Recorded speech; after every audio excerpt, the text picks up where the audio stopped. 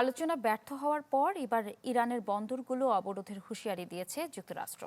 ইরানের বন্দরগুলোতে যাতায়াতকারী সব ধরনের নৌ চলাচল বন্ধ করে দেওয়া হবে বলেও জানায় মার্কিন সেন্ট্রাল কমান্ড। এর আগে হরমুজ প্রণালী অবরোধের হুঁশিয়ারি দেন ডোনাল্ড ট্রাম্প। এমন পরিস্থিতি বিশ্ববাজারে আবারও বেড়েছে জ্বালানি তেলের দাম। ভেস্তে গেছে ইরান যুক্তরাষ্ট্রের শান্তি আলোচনা। এতে মাথাচাড়া দিচ্ছে যুদ্ধবিরতি ভঙ্গের শঙ্কা। দুই দেশের মধ্যে নতুন উত্তেজনার কেন্দ্র এখন হরমুজ প্রণালী। বৈশ্বিক জ্বালানি সরবরাহের অন্যতম গুরুত্বপূর্ণ সমুদ্রপথটিতে ইরানের নিয়ন্ত্রণ খর্ব করতে মরিয়া ওয়াশিংটন তেহরানকে শায়েস্তা করতেই হরমুজ প্রণালী অবরুদ্ধ করার নির্দেশ দিয়েছেন মার্কিন প্রেসিডেন্ট ডোনাল্ড ট্রাম্প। সামাজিক যোগাযোগ মাধ্যম ট্রুথ সোশ্যালে দেওয়া পোস্টে তিনি জানান, যেসব জাহাজ হরমুজ পার হতে ইরানকে টোল দিচ্ছে তাদের আটক করা হবে। এছাড়া হরমুজে ইরানের বসানো মাইন ধ্বংসের হুঁশিয়ারিও দেন মার্কিন প্রেসিডেন্ট। ফক্স নিউজকে দেওয়া সাক্ষাৎকারে ট্রাম্প জানান, এই প্রণালী থেকে মাইন অপসারণে সহায়তার আশ্বাস দিয়েছে ন্যাটো। হরমুজ প্রণালীকে তুরুপের তাস হিসেবে ব্যবহার করে তেহরান যাতে কোনো দাবি আদায় করতে না পারে, এজন্যই এমন পদক্ষেপ নিতে যাচ্ছে ওয়াশিংটন। সংবাদ মাধ্যমকে এমন তথ্য দিয়েছেন এক মার্কিন কর্মকর্তা।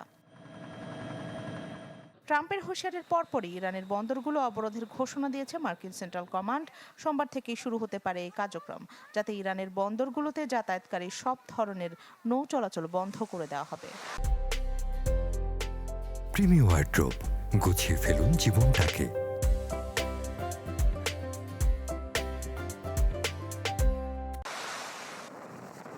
এদিকে হরমুজ প্রণালীর কাছে আসা যে কোনো সামরিক জাহাজের বিরুদ্ধে কঠোর ব্যবস্থা নেওয়ার হুঁশিয়ারি দিয়েছে ইরানের বিপ্লবী গার্ড কর্পস IRGC।